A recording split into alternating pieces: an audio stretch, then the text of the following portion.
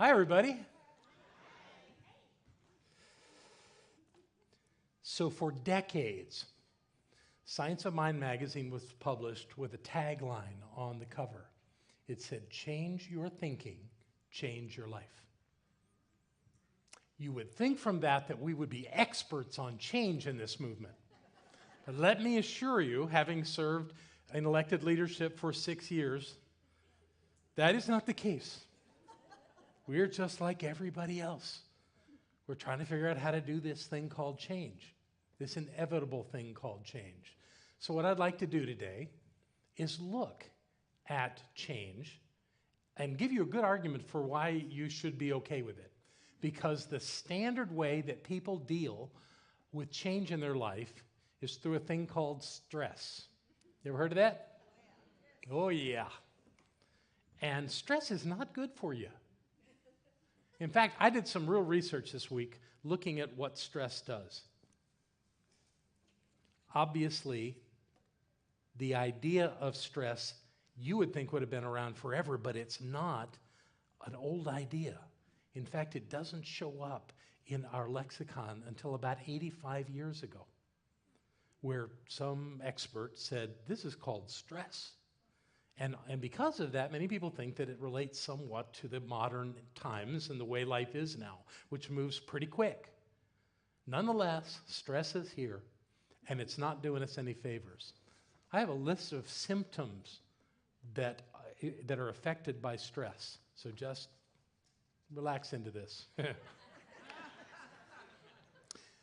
Stress can create increased body aches and pains, grinding teeth, jaw clenching, headaches, indigestion, acid reflux, diarrhea, loss of appetite or compulsive eating, muscle tension in your neck, face, shoulders, or back, loss of sleep, irregular heartbeat, sweaty palms. I'm only halfway through my list.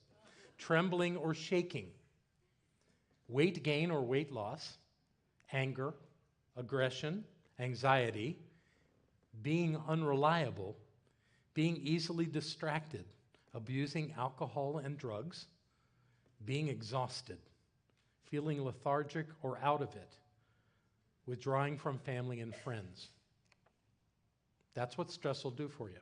And stress is caused by a resistance to change. And that's not the worst of it. Stress, this is even more concerning, can actually kill you. Stress is now considered a major factor in cardiovascular disease, cancer, stroke, and hypertension or high blood pressure. Any of these things could kill you. There were only 3 cases of cardiac arrest reported in any known medical publications before 1900. So all this stress stuff is about being alive where we are now and going through what we're going through. I recently experienced some stress in my life. I wouldn't be talking about this if I hadn't. The stress that I experienced was that a little over a week ago, I had a doctor tell me that I had to have a tooth extracted. Now, I'm sure there are people in the room that have had teeth extracted and they go, no big deal. The difference between you and where I was last week is that I had not. I had all 32 of my teeth intact, working beautifully in my mouth, working together as a team. And I liked it that way. And the idea of losing one was not pleasant. So did I do what the doctor said? I did not. I went and found another dentist, hoping for a different result. She told me the same thing. So, in both cases, I had to step away, and I planned on this extraction to be in June sometime. And when I came home from the second dentist that night, I had a more severe pain, and if any of you know about tooth pain, it's not pleasant.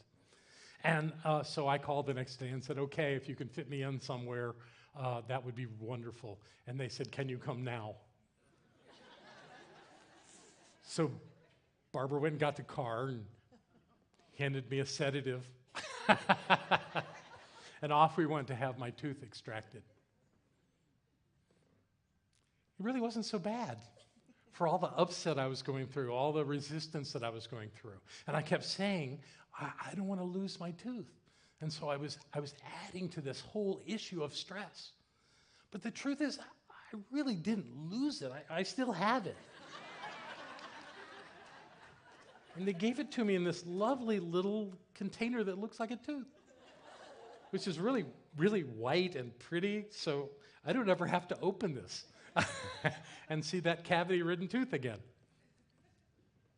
But stress is the problem that we want to avoid. And to do that, we must be at peace with this idea of change.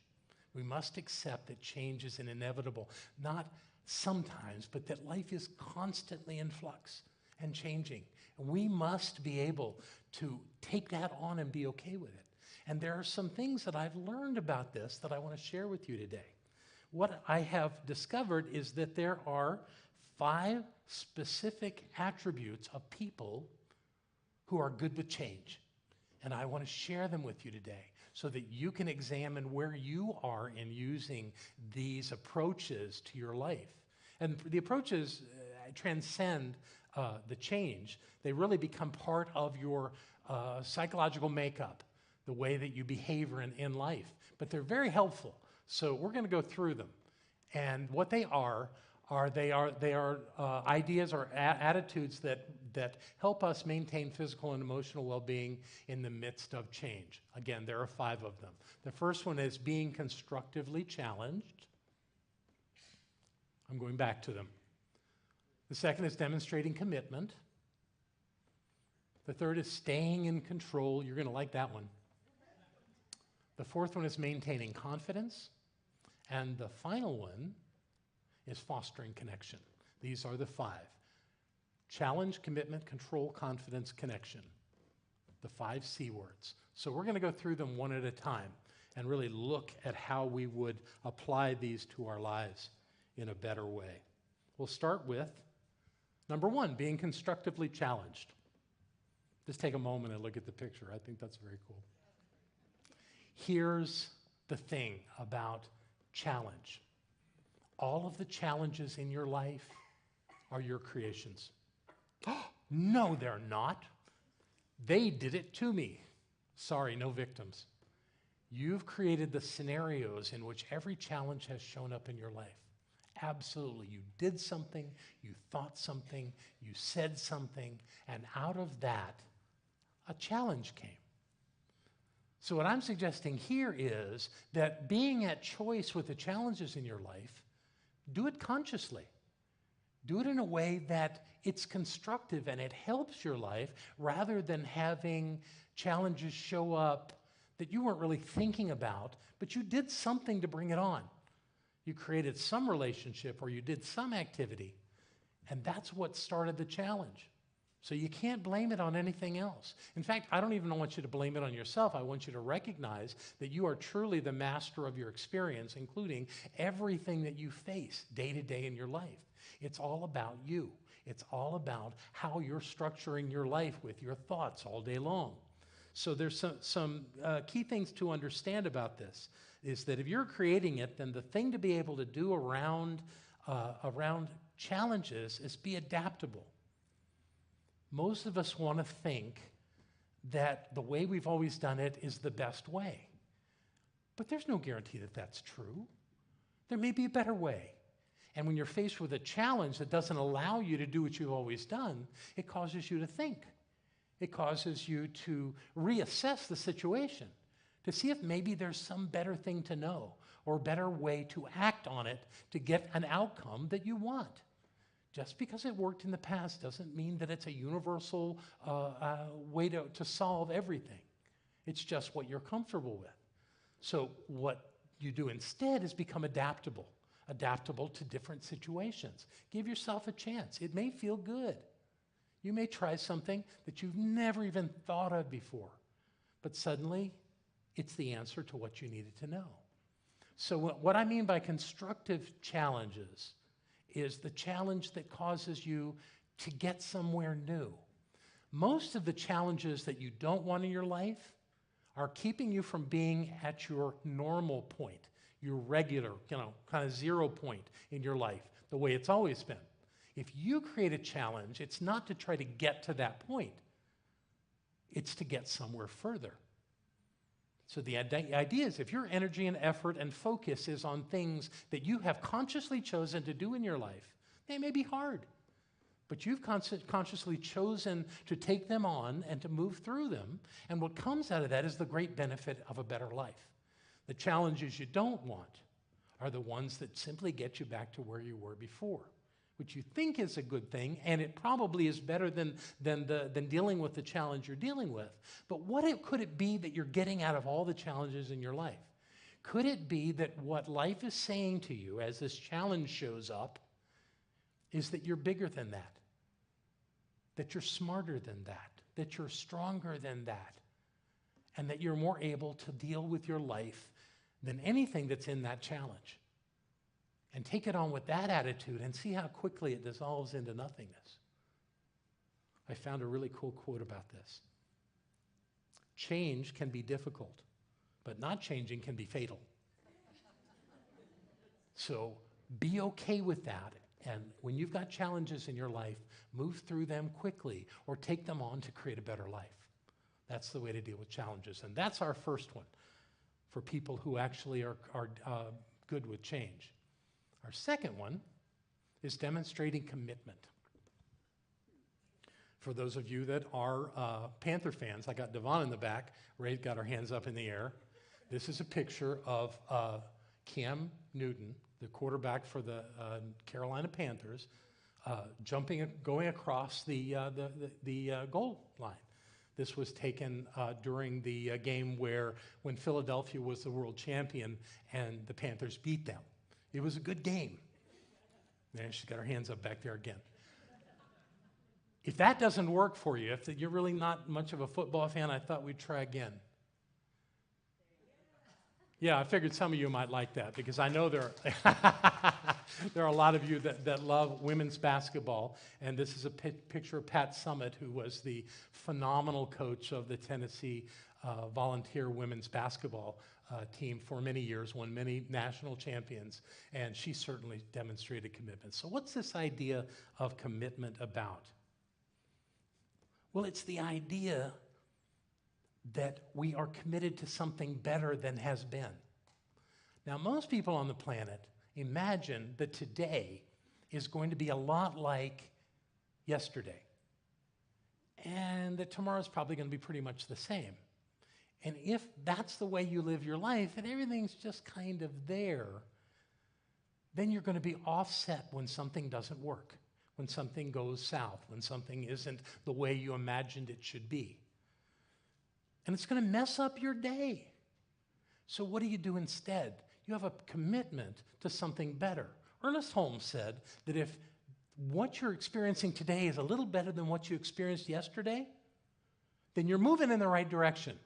That's all he ever asked of anybody. Just move in that direction. And that's what commitment will give you. And this place gives you that every time you come here on a Sunday, because we say something together. We say, today is the best day ever. Now, some people hear that and they go, well, that's silly.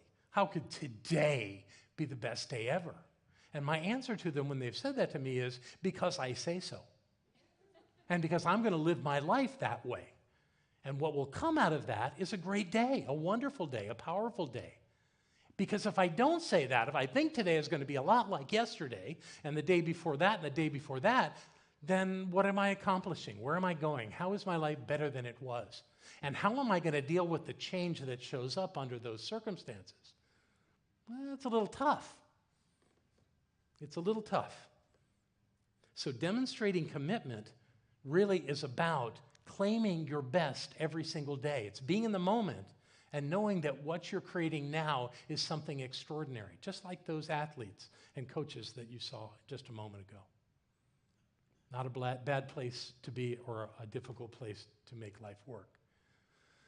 3, I know you've been waiting for this one, staying in control. And what I can feel is happening around the room, oh, that's ridiculous. There's so many things in my life I can't control.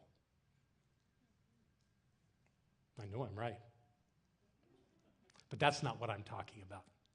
I'm talking about how we stay in control of who we are. The picture you're looking at is of a man doing tree. Interesting, I know. It's one of the most challenging poses for me to do that for like a minute and then switch legs and do it with the other one. But the point of it is that it's not what other people do that we want to control. It's how we react or relate to what they're doing. And we don't want to react. We don't want to just have some visceral internal thing fly out in response to what somebody did. We want to respond. We want to be conscious. We want to be aware of what it is that we're bringing to the table in a conversation or in an activity with another person or with other people. We're responsible for what's happening around us. That's where it happens. That's where our control is absolute, for we are the masters of our experience. And our experience comes from what we think and what we say and what we do, every single time without exception. So being in control of who we are, remembering who we are, and working from that place is exactly what we need to do in all cases. No matter what is happening, it's our job to be in control of our perceptions, because what we perceive impacts the outcomes of our lives. And the outcomes that we create in our lives create our destiny. So if we are going to have the life that we want, that we claim that we want, we must take total responsibility for everything that we think and say and do the best we can with that every single day.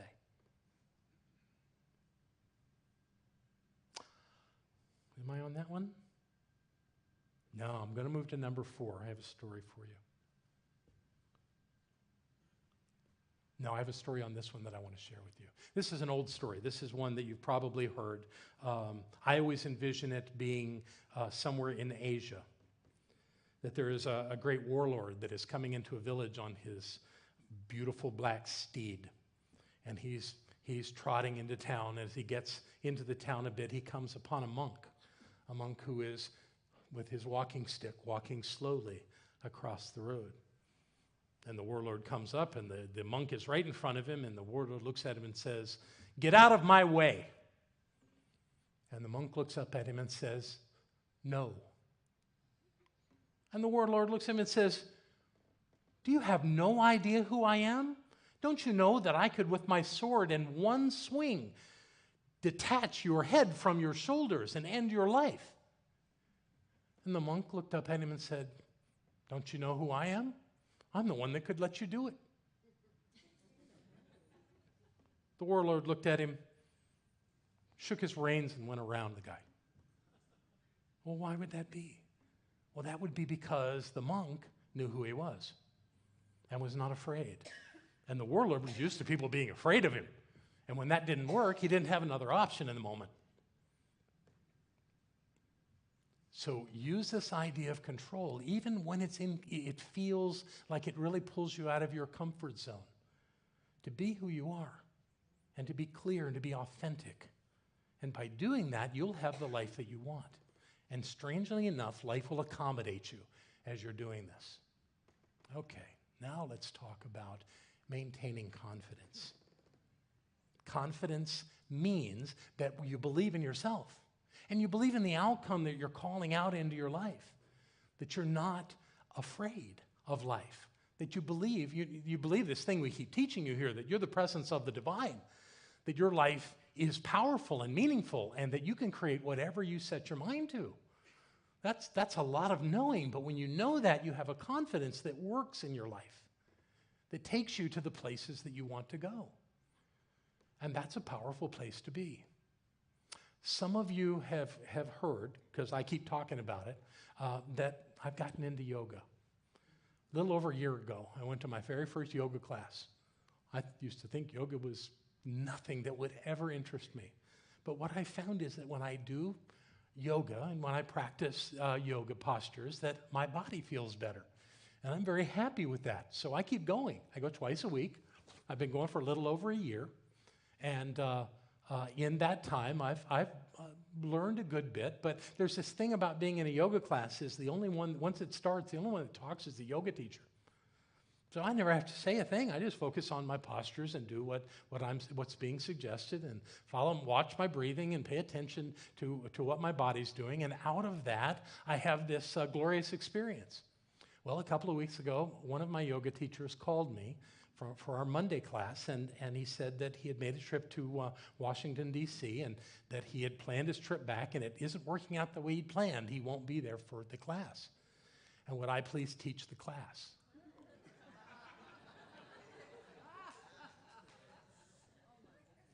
Yes, oh my goodness. So what I had to do, in fact, I couldn't answer him. I said, let me call you back. So I mustered up some confidence. Come on, John, you've been doing this for a year. You have been paying attention. You obviously aren't going to be able to do it the level that they do it, but you can certainly lead a group of men through a yoga experience, and they'll be okay. So I called it back and said, okay, I'll do it. And I went to the class, and we did yoga. And when I talked to my teacher later, I said, he said, how'd it go? I said, no one died. He said, great. I said, wait a minute, you thought somebody could die? But actually it was the only thing that was going to get me through that was having a sense of confidence that I could do this. I believe I'm a pretty good teacher. I just hadn't taught that before. So this was my change. This was my stepping into something new. And it really was wonderful.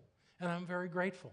And there were a couple of guys there for the first time, and they came up to me and said that they were delighted with it. The regular guys knew who I was, so I really don't care what they think. But it worked out. And why did it work out? I believe completely because I maintained a level of confidence to believe that I could do this thing that I'd never done before, and I could do it well enough that people would be pleased. And they were. So that was the experience for me of expressing confidence. Change is real, and if you have a confidence about yourself that you can move through that change, you will. Because this would not be a lie. This would be the truth of who you are. Ah, yes, I have a Carl Jung quote that is just marvelous about this. Carl Jung said that he was... No. Well, hold on. I'm getting ahead of myself. I just want to do this so bad, but here's where we're going to go first. We're going to go to my final one, fostering connection. This idea of being connected. Now, yes, we want to be connected to one another. That's important. We want to have people that love us and that we love. That is essential to life. But this is a bigger point that I'm making here. This idea of fostering connection is with everything. That idea that I exist within the full oneness of the experience of God here on planet Earth and throughout the cosmos. I am one with this. And this is what Jung said that is so powerful to me. He said that he was never able to assist anyone in healing anything who had not come to grips with who they were in relationship to the universe or the deity of their understanding. I'm going to read that again. Carl Jung said he was never able to assist anyone in healing anything who had not come to grips with who they were in relationship to the universe or to the deity of their understanding. In other words, the healing is in the allness and the oneness of life. The healing is in that perfection of life. And we get that when we realize that we are absolutely connected and that divine presence dwells in us.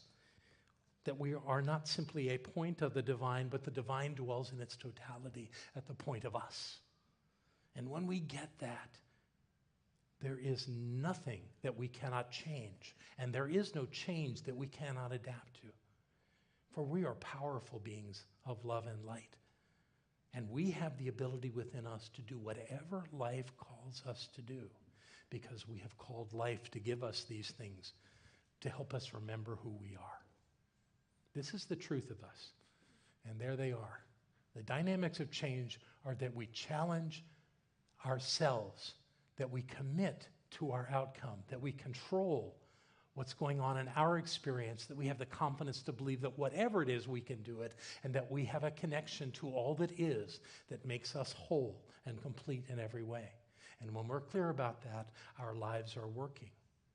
And so I ask you today to consider where you can put a little more attention here, where you can see a little clearer how this in your life will help you achieve the outcomes that you desire. Because the outcomes that you desire are your calling in life. And when you achieve those outcomes, you achieve your destiny. That's who you are. I believe in you. I love you. And so it is. Thank you.